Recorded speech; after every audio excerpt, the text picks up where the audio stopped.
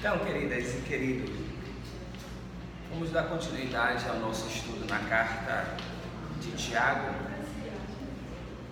Na semana passada nós fizemos no último encontro, nós fizemos uma breve apresentação da carta e hoje a gente vai pensar algumas coisas e nós deixamos no último encontro aquela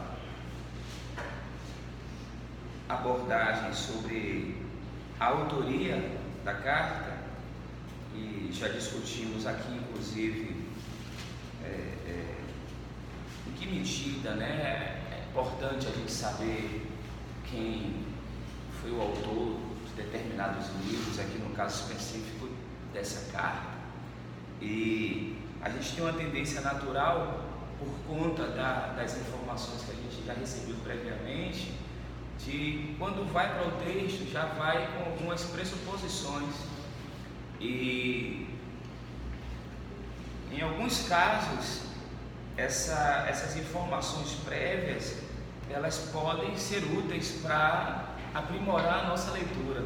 Em outros casos elas podem prejudicar, porque a gente já faz uma leitura condicionada sem estarmos abertos para detalhes que o texto e a palavra querem nos mostrar, e a gente não consegue ver mais, porque a gente já tem aquele olhar condicionado, pensando apenas por um determinado lado, E aqui, quando a carta começa, ela abre com uma expressão: Tiago, servo de Deus e do Senhor Jesus Cristo, as 12 tribos dispersas entre as nações, saudações. Aí a pergunta que fica é: que Tiago é esse? A tendência, aí que eu digo justamente por conta dessa informação prévia que a gente já recebeu, a tendência é dizer que é o Tiago, irmão de Jesus, mas não há nada aqui no texto objetivamente que informe isso, certo? Então, a partir de quais pressupostos a gente pode dizer que Tiago escreveu a carta? Tem algo que é importante saber, que ela é palavra de Deus para nós, Ela é inspirada, mas assim, nos ajuda também a perceber quem escreveu, porque algumas alusões que aparecem no texto, elas podem ser úteis, para que a gente compreenda melhor aquilo que a Escritura quer nos ensinar. Então, como eu disse, não há nada que indique diretamente que o Tiago que escreveu aqui essa carta é o Tiago, irmão de Jesus. Aí, no texto que vocês têm em mãos, em relação à primeira lição, nós vimos o seguinte: pelo menos em termos de destaque, nós temos 3 Tiagos que aparecem nas Escrituras, São 3 Tiagos. 2 deles fazem parte diretamente do corpo de apóstolos, do grupo de discípulos de Jesus. Então, 2 desses discípulos fazem parte diretamente do segmento de Jesus. Tem ainda um terceiro Tiago, que no caso seria quarto, como o irmão do Senhor, que é o pai de Judas, que é um dos discípulos de Jesus. Então veja que não é tarefa assim tão simples você dizer qual Tiago escreveu, porque todos 2 deles estavam diretamente ligados a Jesus. O outro é pai de um discípulo que estava ligado diretamente a Jesus. A gente viu aqui, por exemplo, que a tradição defende a tese de que o Evangelho de Marcos foi escrito, ou o Evangelho de Marcos, que é atribuída a autoria a Marcos, Marcos não era discípulo, não fazia parte do corpo de discípulos de Jesus. Marcos ele era um gentio, grego, convertido, e a tradição vai nos ensinar, vai nos informar, melhor dizendo, que foi Pedro quem deu o conteúdo para os subsídios para Marcos compor o Evangelho que recebeu o seu nome. Então veja, nesse sentido, eu poderia pensar em Tiago, pai de Judas, que não é o Judas Iscariotes, Eu poderia dizer que Tiago foi o autor, que Tiago andou com Jesus, e Tiago, o discípulo, subsidiou o pai, para o pai escrever a carta. Então veja que a gente não pode ir diretamente, a resposta ela não é tão direta assim. Mas a gente pode ir também, como foi proposto aqui por Mário, um dia desses aqui, por eliminação. É justamente isso que está proposto aqui, né? Por eliminação. Por exemplo, quando a gente pensa mais ou menos a datação da carta, o conteúdo da carta e justamente a abertura que nos indica que o texto ele é direcionado às 12, né, tribos da dispersão. Quando Tiago, filho de Zebedeu, morre, ainda não tinha havido esse momento de dispersão das tribos ou das igrejas, naquele primeiro momento inicial. Ele morre em 44 depois de Cristo. Então, assim, tudo indica que o Tiago, filho de Zebedeu, que era um dos discípulos de Jesus, não poderia ter escrito esse texto, porque ele foi morto muito antes da possibilidade dessa carta ter sido escrita.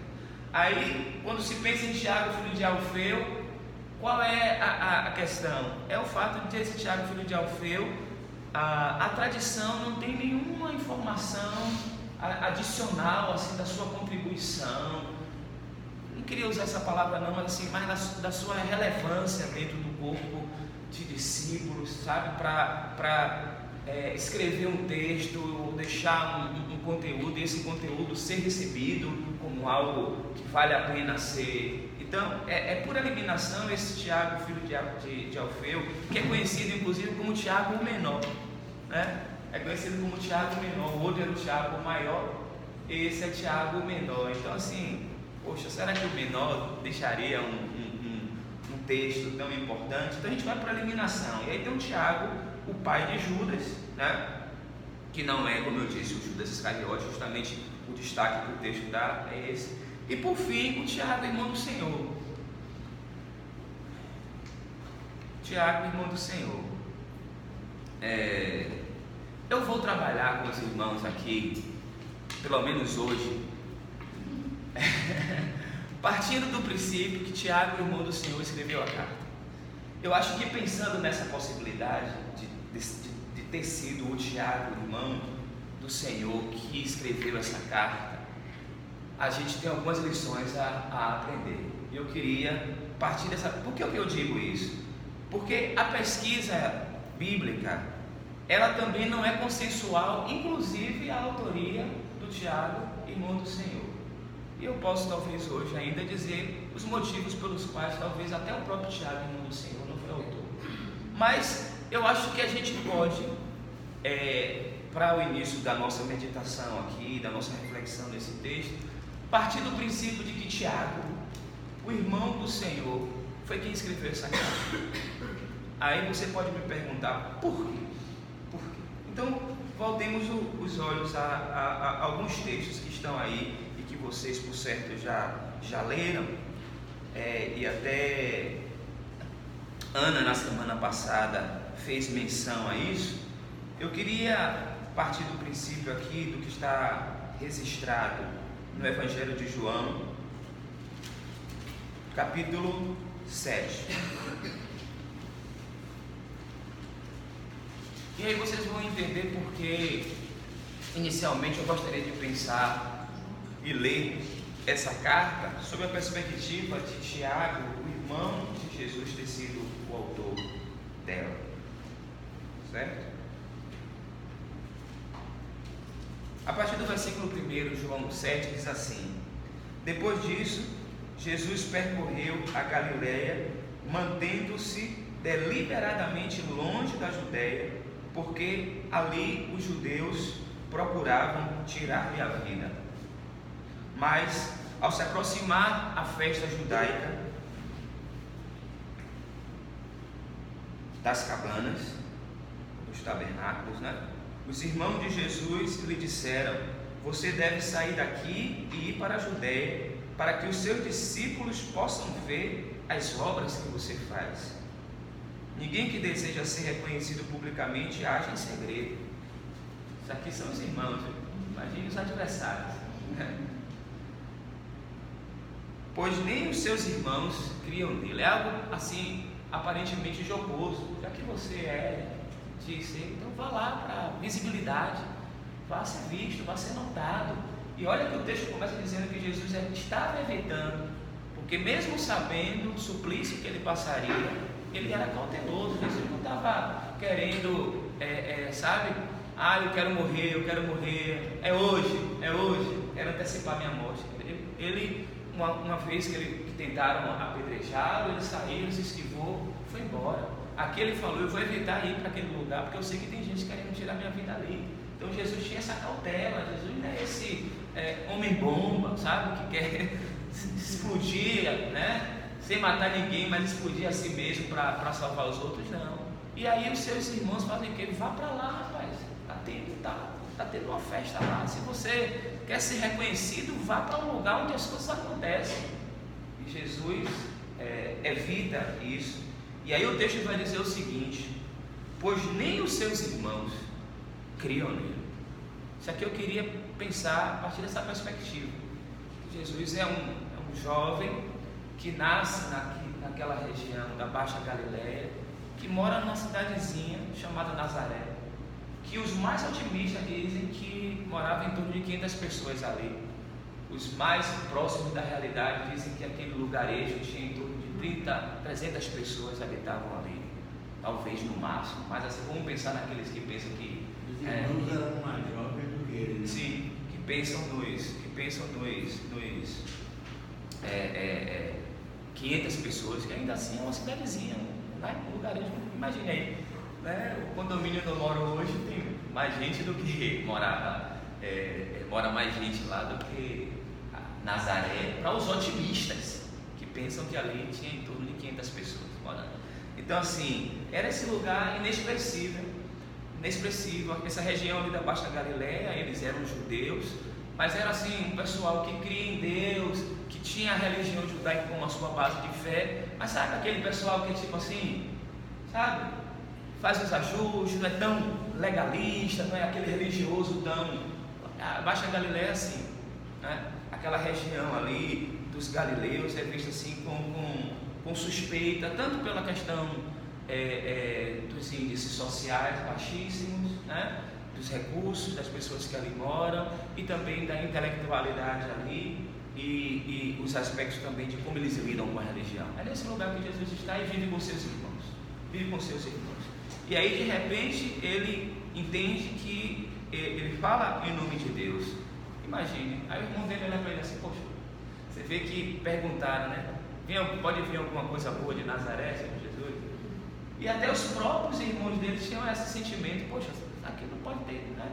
O Messias sair daqui, meu irmão, você que jogou bola comigo, né? Como é que pode? Os irmãos não criam neles. Esse é Tiago, então. Tiago é esse indivíduo que cresce com Jesus naquela cidade simples, que é educado no mesmo ambiente que Jesus é educado, e que de repente, de uma hora para outra, vê o seu irmão num processo de mudança, né? Se posicionando na sociedade, com pessoas seguindo ele, mas ainda assim o texto vai dizer o quê? Os seus irmãos não criam nele. Em outra passagem, em outro registro do Evangelho, a gente vai encontrar um momento onde a mãe de Jesus e os seus irmãos, porque Jesus estava naquele ritmo frenético de pregar, de ajudar, de estar com as pessoas, o pessoal foi lá tirar ele à força. Olha, Jesus, sua mãe e seus irmãos estão aí fora, bora levar esse cara para casa, bora levar ele para casa, tira ele daí. Aí Jesus fala assim: a minha mãe e os meus irmãos são aqueles que fazem a vontade do meu Pai Celestial. Veja que a relação de Jesus e o seu ministério e a tensão com a sua família foi algo complexo, não foi algo tão assim, não surgiu de maneira tão simples assim, foi na base de uma tensão mesmo. E aí Tiago está no meio disso tudo. Tiago é esse que provavelmente estava com Maria naquele dia que foram tirar Jesus à força lá daquela multidão que ele estava falando, sem parar para comer, sem parar para descansar. Vamos levar ele para casa. Tiago provavelmente estava aqui entre esses que não criam. Mas aí eu quero chamar vocês para um outro lugar. A primeira carta de Paulo aos Coríntios, no capítulo 15.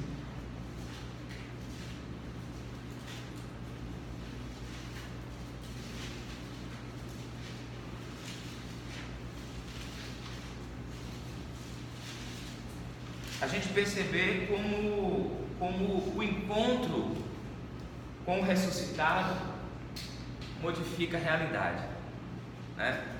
Porque esse Tiago que acompanhou Jesus, que viu o seu irmão ascender, o seu ministério, foi o mesmo Tiago que viu também o seu irmão ser humilhado, preso injustamente. Jesus foi assassinado, Jesus foi julgado injustamente, Jesus foi julgado injustamente pela religião, foi julgado injustamente pelo Império Romano.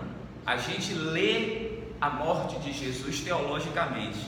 Teologicamente, a gente lê a partir da perspectiva de João 3, que diz que Deus deu o seu Filho. Essa é uma leitura teológica da morte de Jesus, né? Porque Deus amou o mundo de tal maneira que deu o seu Filho unigênito. Mas pensando nas circunstâncias humanas do entorno do julgamento de Jesus, Jesus foi assassinado injustamente, certo? Porque ele não teve um julgamento justo por parte da religião, porque levantaram testemunhas falsas contra ele. E quando ele foi para o Império Romano, também o processo não se deu de maneira tão honesta. Na calada da noite, o processo foi assim, tá certo? Então vamos pensar que esse Tiago assistiu isso, assistiu o suplício do seu irmão, né? A morte do seu irmão, a morte injusta dos seus irmãos, e viu também esse grupo de discípulos que estava com ele, como diz o baiano, abriu o gás, né? Cai fora. Na hora que apertou, não, Senhor, eu vou correr contigo, Pedro disse, né?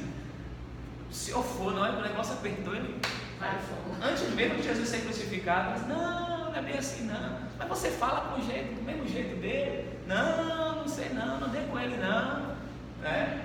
E aí Pedro teve aquela experiência que Pedro somos nós, né? Pedro somos nós.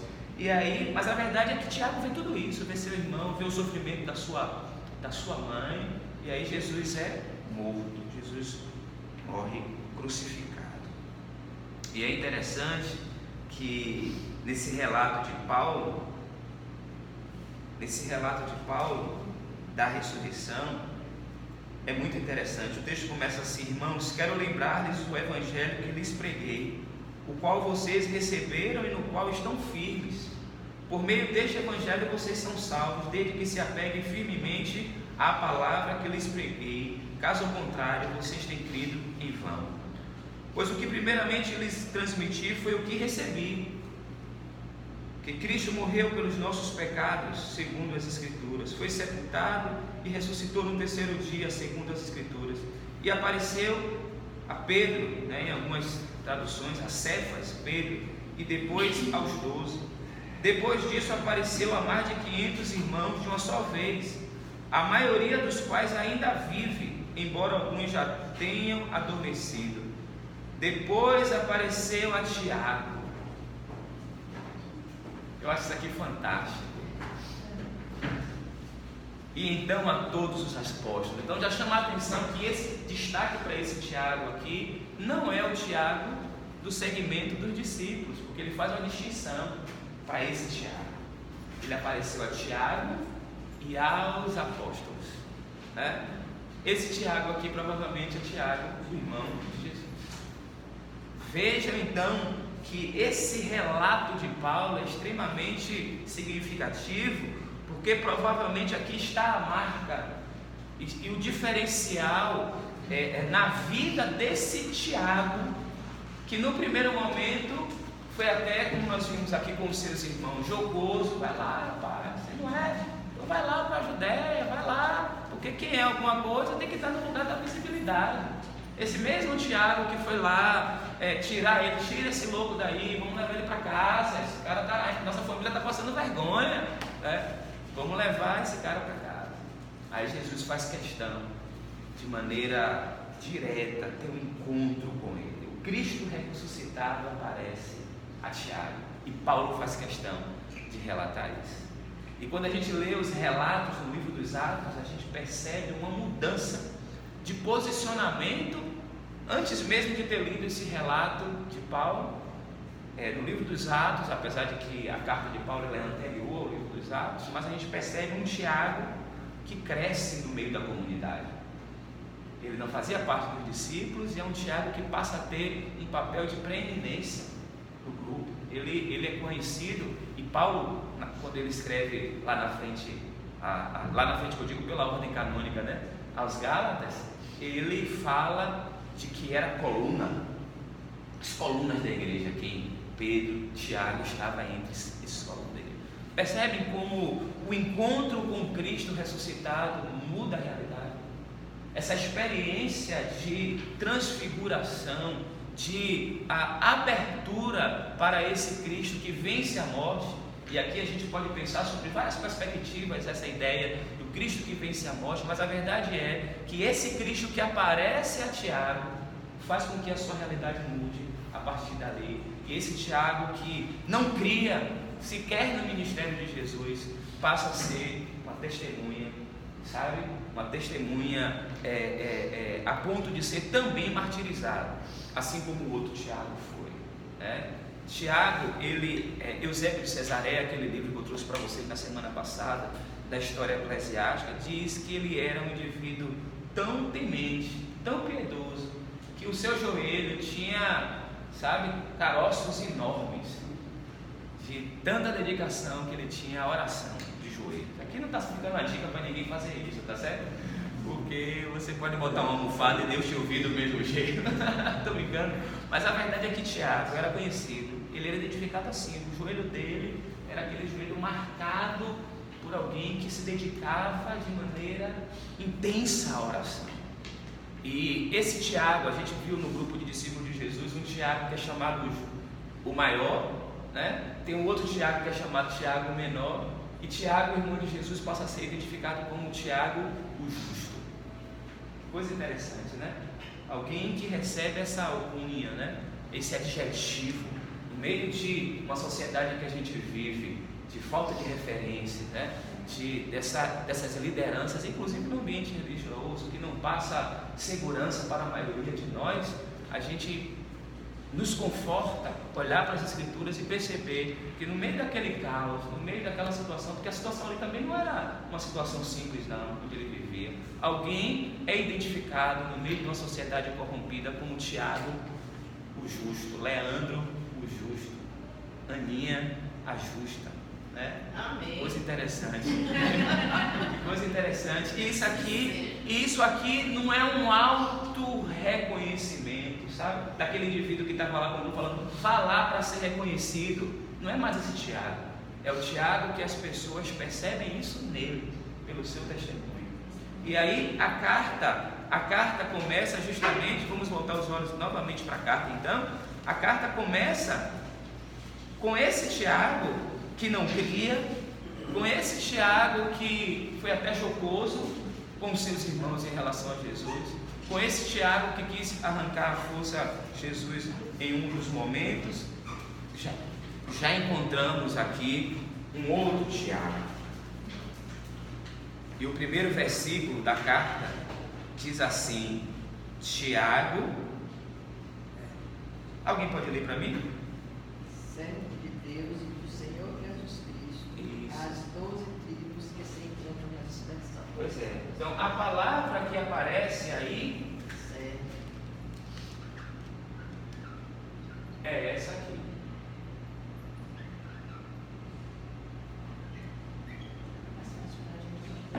Hoje está forte até demais, né? Eu fiquei, até me assustei quando eu fui escrever e senti um negócio forte. É todos. E não é, por exemplo, uma outra palavra que até estou esses dias lá refletindo sobre essa expressão, né? Diáconos, que é também traduzido em português como servo, como ministro, mas é uma outra categoria de servo. Essa aqui, a melhor tradução seria um não livre, certo? É alguém que não tem poder sobre a sua própria vontade. É alguém que a sua vontade é controlada por outro. É alguém que faz coisas e tem serviços, por exemplo, aquele de João 13. sempre volto para João 13, né? Aquele momento onde Jesus, João 13, versículo 1, que tendo-os amado, amou até o fim, e Jesus vai falar assim: eu desejei muito esse momento de estar com vocês, de participar dessa ceia com vocês. E aí depois daquele momento ele lava o pé dos discípulos. Por que é que Pedro chama a atenção de Jesus?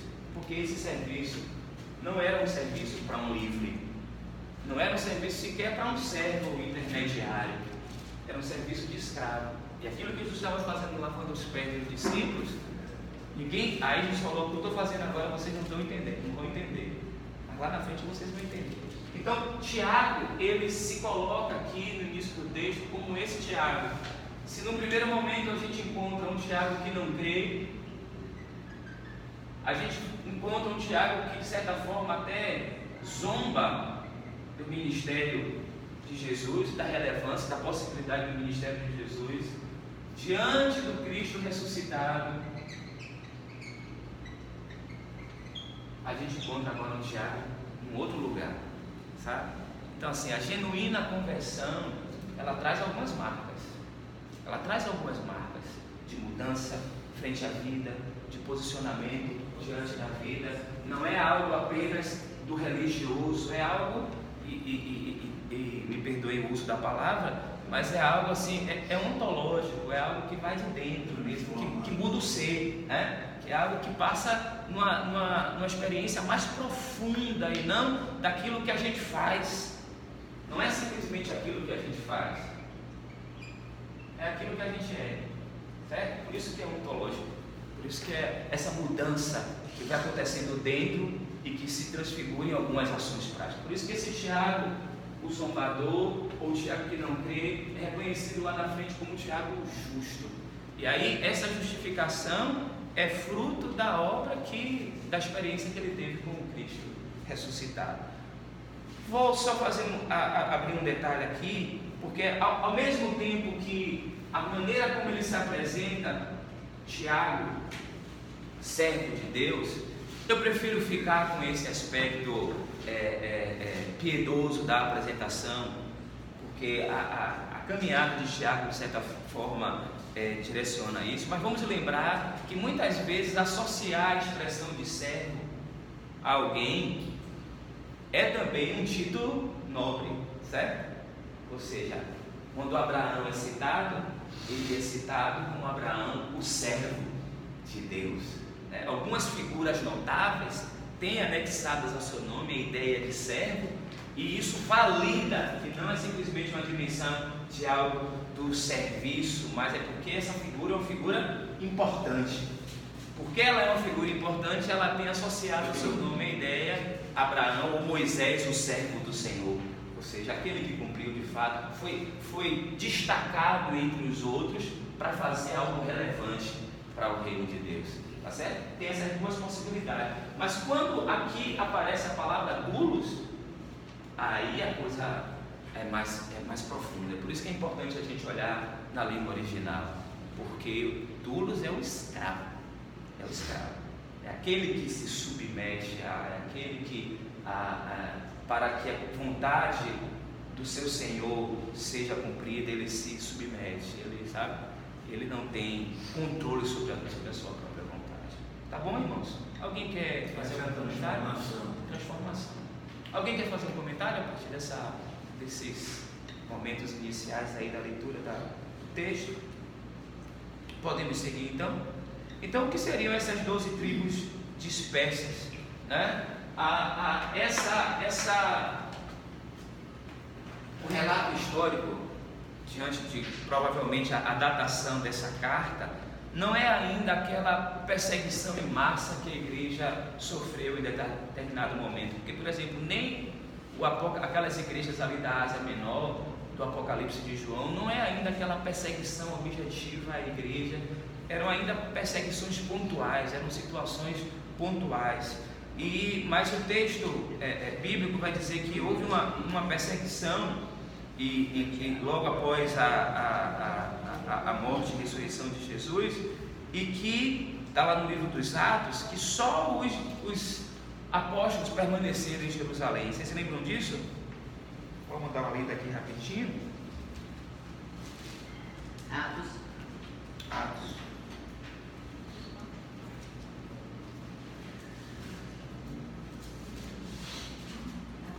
Atos 8, logo após a morte de Estevão, diz assim: naquela ocasião desencadeou-se grande perseguição contra a igreja em Jerusalém. Todos, exceto os apóstolos, foram dispersos pelas regiões da Judéia e de Samaria. Então, assim, a morte de Estevão, o apedrejamento de Estevão, marca então esse momento de um princípio de perseguição naquelas comunidades dos novos convertidos à fé, ao caminho ali em Jerusalém, e eles se dispersam. Essa carta de Tiago, ela está no grupo das chamadas epístolas católicas, né?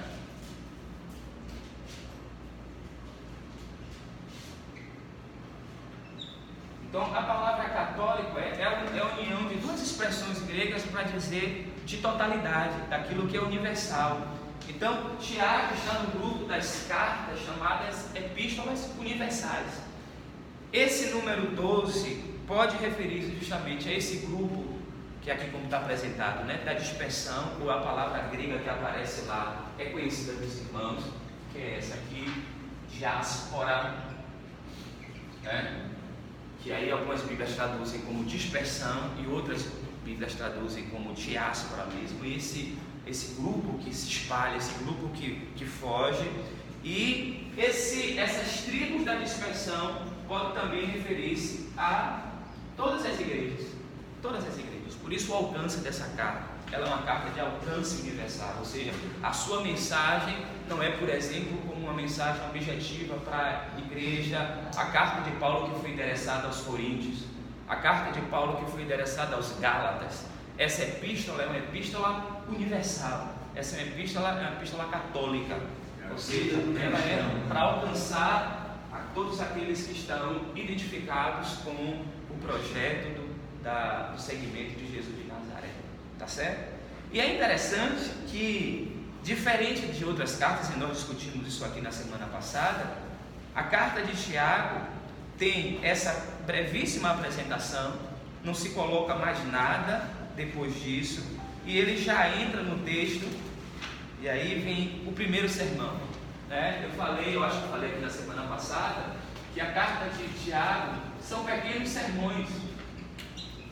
A gente percebe, dentro daqueles critérios que a gente estabeleceu, que eu mostrei a vocês, dos cuidados que a gente precisa ter para ler uma epístola, a gente identifica que é importante a gente acompanhar o desenvolvimento lógico da argumentação.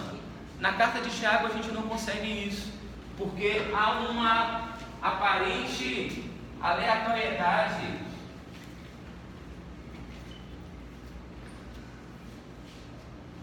Há uma aparente aleatoriedade temática na carta de Tiago. Ele vai falando sobre diversos assuntos.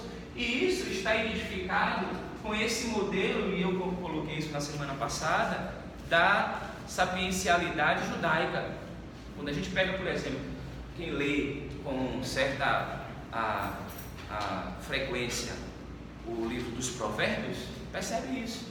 Você vai lendo ali, tem uma série de aforismos, de pensamentos condensados em uma frase, e que fala de uma coisa, o próximo versículo já fala de outro, o próximo versículo já fala de outra coisa, e não é diferente em Tiago. Vamos ler esses primeiros versículos então, para analisar esses sermões que aparecem aqui na carta de Tiago.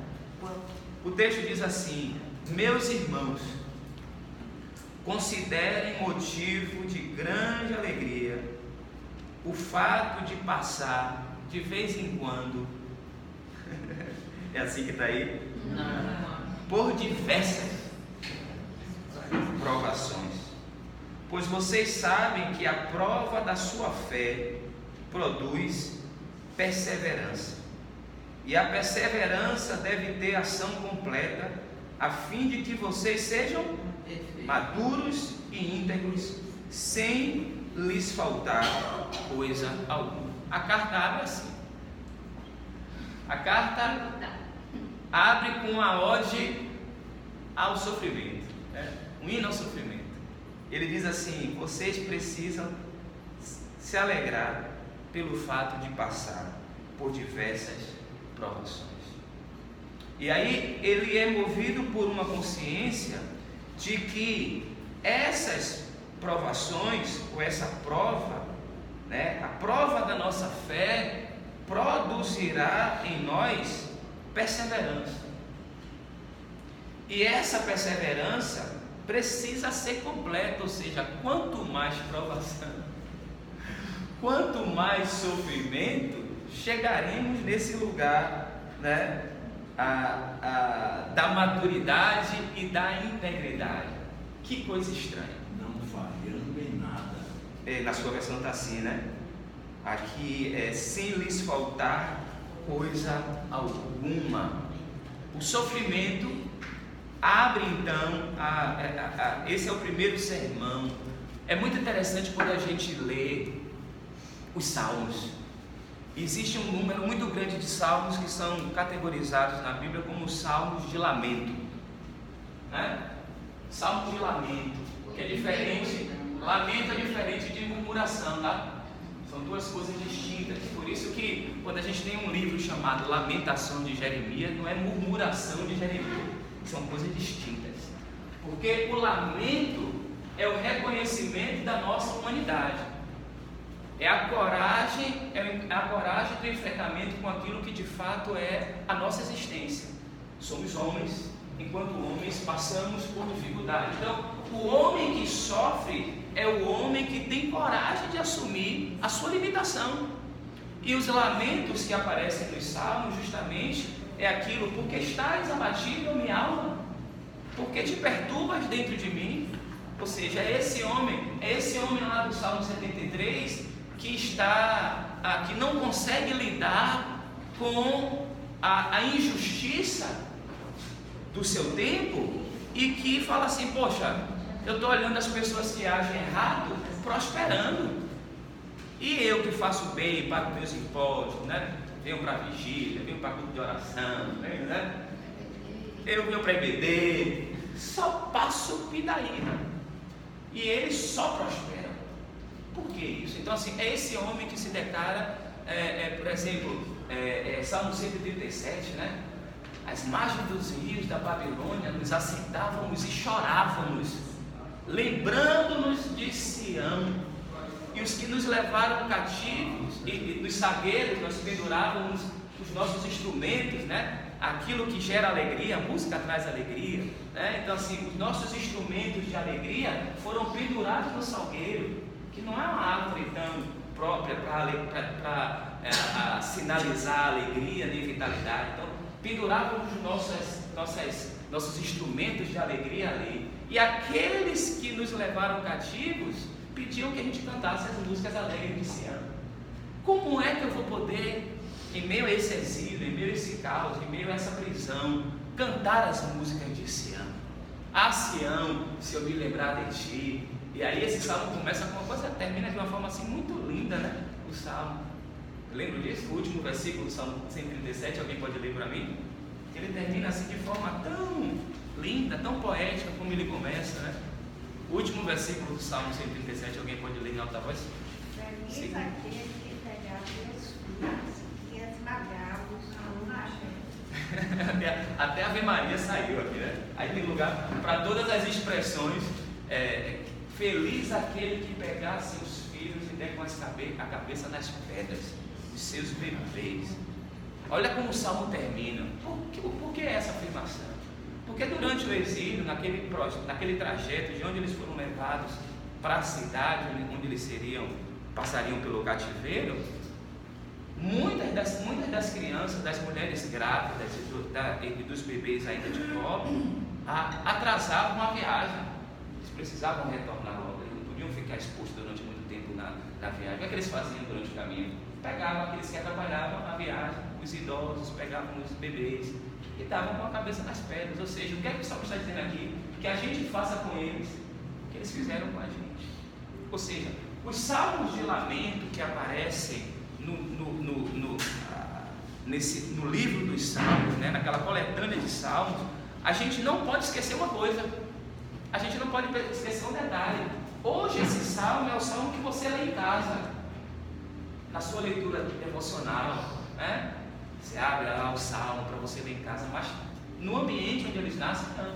O salmo é uma expressão coletiva. E nesse sentido, os salmos, eles são utilizados onde? No culto, na assembleia. São expressões culticas. E essas expressões culticas, nelas cabe alugar também para lamento. Os nossos cultos, via de regra, a gente ouve sempre assim: se alegre, né? Precisa se alegrar, está triste, irmão, fica feliz. Então, assim, há lugar no culto para o lamento, há lugar no culto para o choro, há lugar no culto para o enfrentamento com a vida como a vida é, certo? A gente experimentou uma perda, e lá no final da carta de Tiago a gente vai ver isso. Tem alguém que entre vós está aflito, né? Chorando, né? Então, assim, a gente enfrenta a perda, a gente vai chorar. A gente está passando uma luta, a gente vai lamentar.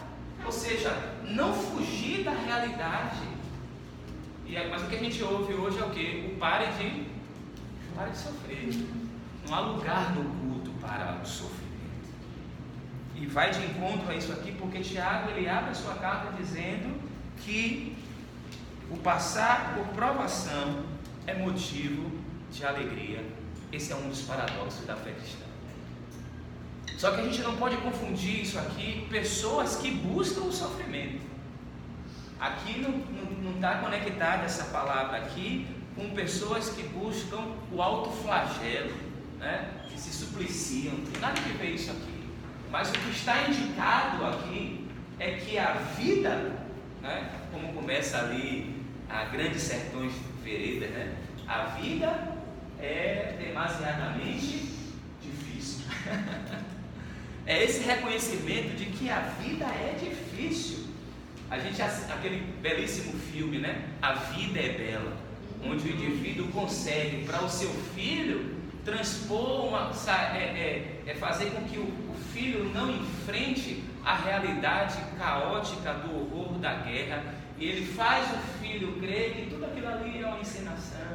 Ele está ali no campo de concentração, mas ele cria um mundo fictício para o filho diante do horror da guerra. E às vezes a gente vive uma espiritualidade assim, de um discurso triunfalista que não corresponde com a realidade da nossa existência.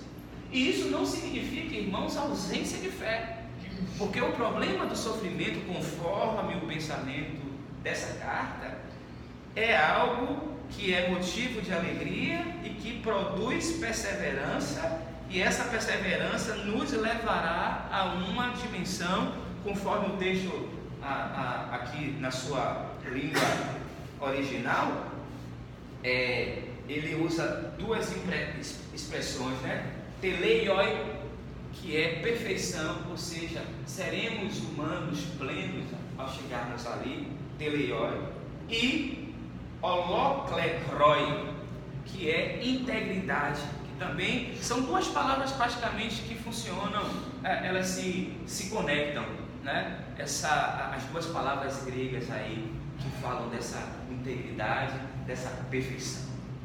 Ou seja, o sofrimento produz isso. O que é que os irmãos têm a dizer a respeito disso? É um grande desafio. Peraí, vamos por partes. Observe o seguinte, que realmente o sofrimento somos nós que buscamos. Alguns sim, alguns. Outros vêm sobre nós sem a gente buscar. Mas Deus, ele sabe por que ele precisa passar. Certo. Ele Tá. Tem um caso recente na minha família, de uma pessoa que vai fazer um ano de casada agora por esses dias. E nesse ano de casado, como o rapaz veio se transformando e como uma moça permanece esse momento. Então, eu estava conversando com ela essa semana, que elas festejando um ano de casado, por isso por aqui. E eu cheguei, estava conversando com ela, minha filha, você viu a mudança que veio ocorrendo na vida aí falei o nome do rapaz. Eu digo, ele está frequentando a sua igreja, a igreja que você quer. Ele deixou o esporte que ele gosta. Olha quantas coisas ele tem feito para equilibrar. Você abrir mão de quê? E continua sofrendo. Então, são certas coisas e é uma pessoa que ela tem muito conhecimento. Ela foi criada desde pequenininha no Evangelho e o rapaz já pelo meio do caminho. Mas o que eu quero dizer, essa questão do sofrimento, porque não importa a gente ter conhecimento, se esse conhecimento não sai do intelecto do coração, a gente continua sofrendo, porque a gente não se transforma. No início foi falado a visão de Tiago, entendeu? E como ele se transformou. É essa transformação que nós precisamos ter no nosso dia a dia. Pegar isso, como o irmão falou, e vivenciar. Porque se a gente fica só no intelecto, a gente continua sofrendo. E às vezes dizendo, por que é que eu sofro? Ao invés de parar e fazer o que essa classe aqui leva a gente a fazer um exame interior, o que é que eu estou me melhorando, onde é que eu estou seguindo aquilo que eu tanto sei, tanto preto, onde é que eu estou me melhorando. Porque é isso que eu estava conversando com a menina. Minha filha, ponha na sua cabeça que ninguém muda ninguém. Eu que me transformo. Agora, eu não me transformo e botar na cabeça que eu vou mudar o outro. Entendeu um negócio desse? Fala, irmão João. Eu gostei, eu gosto disso aqui. Eu gosto de procuro das caras. Hoje vocês sabem que quando a sua fé vence essas provações, ela produz perseverança. E essa perseverança chega ao ponto de nos tornar maduros e corretos. A maturidade. Chega lá, Mara, depois Ivan. Você não, Moura. Não, eu falo que é um desafio. Acho que a palavra-chave, assim, para mim, é o desafio. O desafio diário.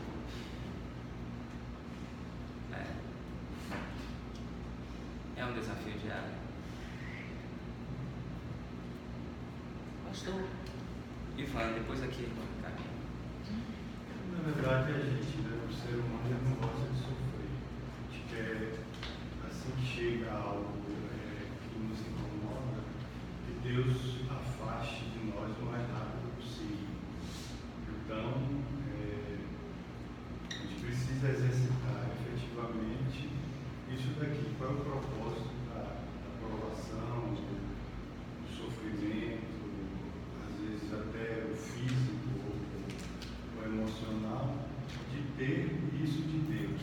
Então, muitas vezes a gente não procura, né, de Deus esse propósito. A gente, na verdade, quer que esse sofrimento acabe o mais rápido possível, sem entender efetivamente o propósito. Então, que a ideia é muito difícil para ele. Quando o Tiago diz, né, tende alegria, tende por passagem, por provação. Quando na verdade a gente não tem essa alegria. A gente quer que Deus resolva logo a situação o mais rápido possível. Antes da Ivan caminha, quando o Ivan colocou essa questão aí, eu queria pensar, será que é possível a gente pensar na possibilidade de sofrimento sem propósito? Será que todo sofrimento tem propósito? Sim. Ou existe... Peraí, vamos pensar. Pensar é um outro movimento, né? Não é a resposta, assim, pensar um pouquinho. Eu sei que o tempo aqui não vai dar para a gente pensar suficientemente e com a profundidade que esse tema exige. Mas será que todo sofrimento tem um propósito? Ou existem sofrimentos sem propósito? Você que dá o sentido ao sofrimento. O sentido do seu sofrimento advém sobre a pessoa que tem controle sobre aquilo, porque tem coisas que são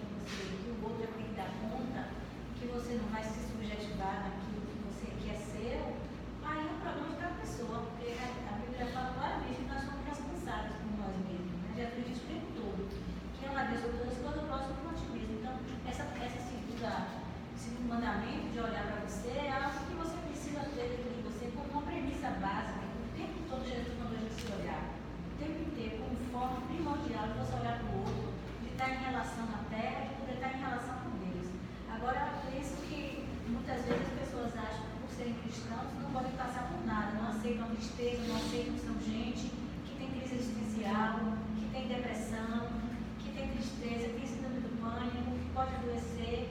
E aí entra numa questão assim de que são uma questão utópica de Deus, né? E que Deus limita a narrativa de cada um. Cada um tem uma narrativa sobre Deus, que joga sobre Deus uma responsabilidade que Deus não está. Eu penso assim, que Deus não está distante de ninguém, Ele está entre a gente, né? Principalmente nos corpos sofridos, porque a gente sofre no real do corpo. Né? Assim, Jesus disse assim, quem faz a um desses pequeninos faz a mim mesmo. Então ele fala, quando eu tive fome, né? Fala, corpo, deixa de comer, quando eu tive sede, quando eu estava abandonado, quando eu estava preso, quando eu estava nu, então tudo no real do corpo. Então Deus, Ele está aqui, Ele está entre nós, entre os oprimidos, entre os pobres, entre os que estão sofrendo, está aqui entre a humanidade. Então, acho que é uma questão de a gente produzir sentido em cima do sofrimento. Certo. Então, fazendo uma pergunta, pensando agora em Rosana, psicóloga, né? Me perdoe, mas assim, então é possível a gente, como é que se diz, dar sentido ou não àquela situação de sofrimento. Então, somos nós que estabelecemos o sentido para aquele sofrimento ou não. Então, mas assim, pensando a partir desse princípio, todo sofrimento então tem um sentido. A gente pode dar a ele ou não o sentido. Que é subjetivo, que é cada um que tem. Não é assim Deus que mandou aquele sofrimento. Eu não acredito nisso, que Deus mandou aquele sofrimento para aquilo, uma coisa determinista. Certo. Eu acredito que você produz o sentido. Por exemplo, um exemplo que acontece com a pessoa tem uma perda, e aí você aprende o que com isso? Isso é um sentido que você pode dar. Dá sentido a essa perda, não necessariamente porque foi provocado. Por exemplo, você sofreu com sua mãe no passado, traumas, rejeição, e você vai ficar preso naquilo. Quando você olha para aquilo e entende, você dá um sentido àquilo. E assim, eu só sou isso que eu sou porque minha mãe e meu pai falharam comigo lá atrás. E eu sou assim hoje porque eu pude dar sentido a isso de outro jeito. Certo. Então, as pessoas vão produzindo sentidos, que nós somos animais semióticos, nós somos produtores de sentidos. E por isso a gente tem responsabilidade sobre nós, cada um. Não adianta culpar Deus nem o diabo, que a gente mesmo produz sentido. Para ser, eu tenho aqui 3 pessoas na sequência. Vou dar um lugar para a Carminha, porque ela pediu aqui. Apesar de que eu só abri para os outros, porque foi dentro da resposta que eu provoquei. Aí eu volto para a Isa e para a Lara aqui. Carminha vai dar a palavra dela aqui. E aí cada um vai ter oportunidade, porque nosso tempo também já está chegando lá e vamos vamos lá, Carminha. Eu acho que o sofrimento traz perseverança, porque quando nós sofremos, nós buscamos mais, procuramos estarmos sempre buscando mais o Senhor. Quando nós não estamos levando uma vida achando que está tudo bem, tudo ótimo, não se incomoda com nada, não é? Então, eu quando falo com o Bando, meu filho, que ele, às vezes, quando nós estamos lá em casa, ele liga, se falam pelo WhatsApp, ele começa a chorar, ela também começa a chorar. Ele, 1 ano está fazendo agora, que ele está lá no Canadá. Eu sempre digo a ele, eu digo, meu filho, o Senhor sabe de todas as coisas. O Urbano sempre foi um menino, um servo do Senhor, sempre procurou buscar o Senhor, estar ali constante, sempre foi um marido maravilhoso, um pai muito cuidadoso, principalmente Elise, naquela situação. Certo. E Tana, ela nunca quis trabalhar, nunca desde que casou, que ela nunca quis. Ele não se incomodou, nunca disse a ela assim, não, você vai trabalhar para me ajudar. Não, ele sempre foi um marido muito bom. E está passando agora por uma situação dessa, de estar lá no Canadá, difícil. Por quê? Porque ele foi para o Canadá.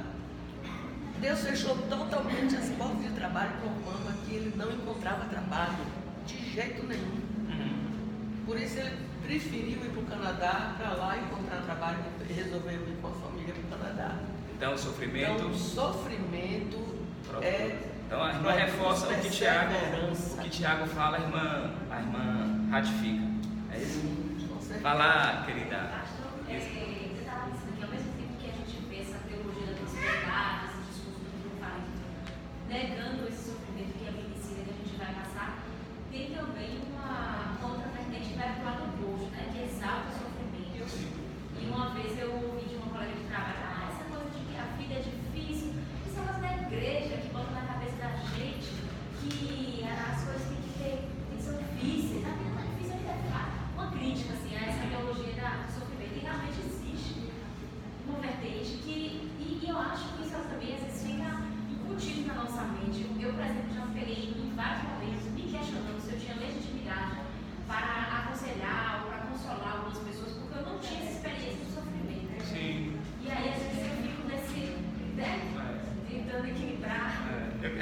alguma coisa aconteça comigo, né? A vida tá boa demais para mim, né? A gente tem essa crise mesmo, aquela crise, e às vezes a gente tem a crise até não apenas para aconselhar, é quando a nossa vida está de certa forma passando por uma situação, você fala assim, rapaz, tem que acontecer alguma coisa, tá muito estranho isso aqui, né? Tá muito estranho ser assim. Diga lá. Eu não terei tempo, mas eu acho que na próxima semana eu volto para uma questão sobre o sofrimento e a relação de como o cristianismo historicamente interpretou isso. De fato, tem também uma vertente que dá um peso muito grande à necessidade de sofrer, né? Enfim, eu vou tentar recuperar isso na semana que vem. Eu acho muito interessante. Mas não esqueça não, anote. Verdade. Bota lá no grupo. A gente cobra. Assim, me chama muita atenção essa coisa de a fim de que vocês sejam maduros e íntegros. Então aqui me aponta que o sofrimento tem uma serventia de maturidade, né? De nos tornar prontos.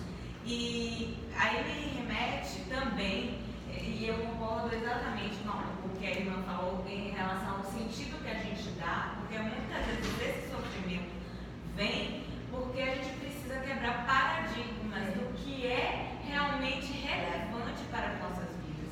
Então, assim, eu gosto muito do versículo que diz, onde está o seu tesouro, ali está o seu coração. E muitas vezes a gente coloca o nosso tesouro em lugares indevidos, né? E muitas vezes em relação, inclusive, a controle da vida do outro, né? Eu me coloco na situação de pai, de mãe, que às vezes a gente acha que sabe o que é melhor para os nossos filhos e que se nossos filhos se desviam um milímetro do caminho que nós acreditamos, porque a gente devia querer para eles o caminho que Deus determina para eles, a gente sofre. E a gente não deveria sofrer, né? Porque a gente deve entender que existe um pai que está à frente de todas as coisas, guardando, guiando, né, esses filhos. Então, essa provação, eu acho também que nos ajuda a moldar nosso caráter, a nossa expectativa e onde a gente coloca o nosso coração, né? Exatamente a gente está se moldando e está amadurecendo para algo maior, né? Porque os sonhos de Deus são maiores, a perspectiva de Deus são maiores, nós somos limitados. E nessa limitação, inclusive do medo, né? Nós somos muito limitados pelo medo, né? E eu entendo que nós estamos aqui para conhecer esse Deus e permitir que Ele produza frutos permanentes, nesse sentido de ampliar o nosso horizonte, de pôr fora todo o medo, né? O verdadeiro amor. O verdadeiro amor, viver o verdadeiro amor, né? O amor que não julga, o amor que aceita o outro, né? Como ele é. É interessante que a palavra para sofrimento aqui é diferente da palavra, por exemplo, da paixão, que é patos, né? Que está relacionado também a essa patologia, a dor, o sofrimento. Aqui já é uma outra palavra. E aí a semana que vem a gente vai falar um pouquinho. A verdade é que não tem uma cartilha para a gente lidar com a questão do sofrimento de maneira fácil, como quando Moura falou, irmã Ana Moura, porque de fato é algo complexo. Porque tem esse sofrimento que é fruto, por exemplo, desse nosso temor, que a gente sofre por conta dessa nossa inconsistência. Tem um sofrimento que é provocado por algo que eu fiz de maneira impensada, né?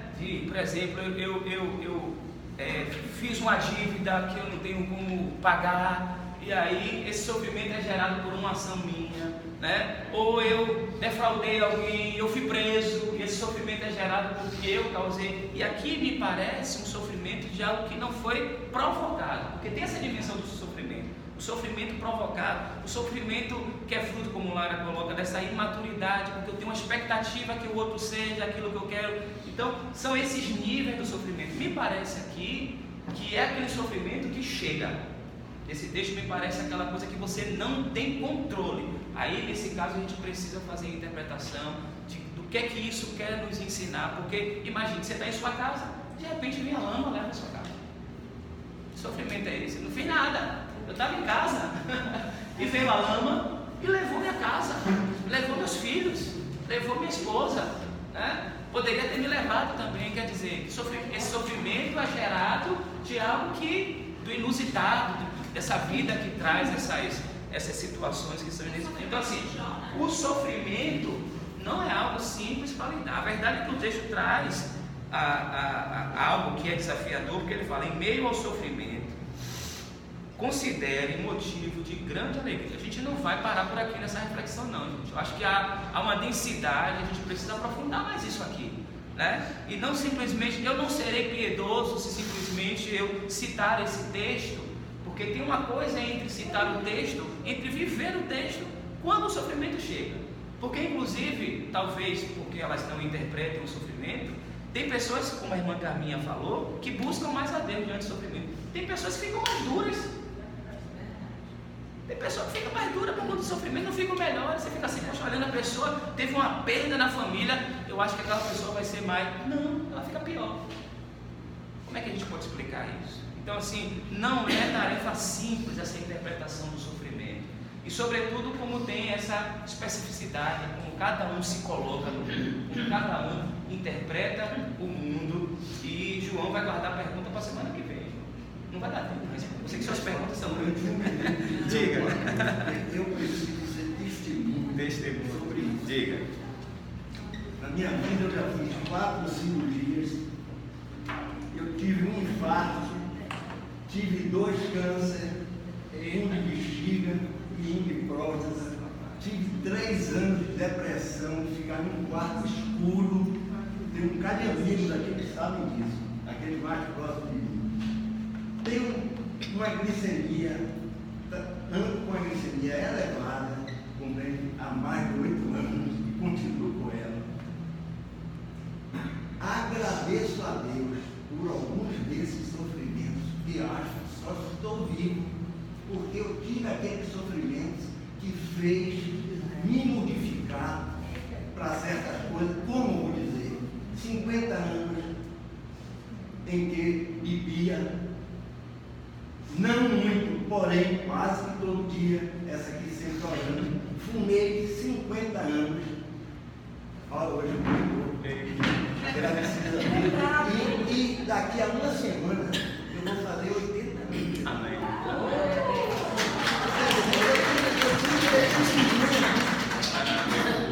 Agradeço a Deus, fez, eu não digo que não. Isso é verdade. Mas depois desse eu tive que deixar, porque se eu não tivesse deixado aquilo, provavelmente hoje eu estaria morto.